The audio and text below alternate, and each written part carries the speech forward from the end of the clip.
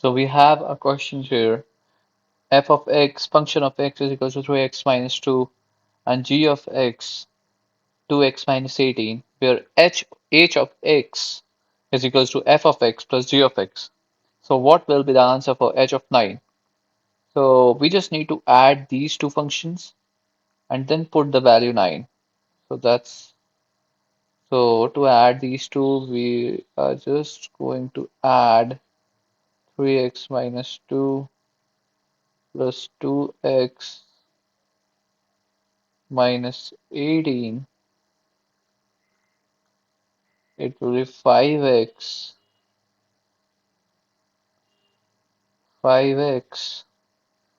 These both are negative, so this will become minus 20. So this will be our h of x function, and we need to find h of 9. So we just need to put the value of 9 here, which will be 45. 9 into 5, 45 minus 20,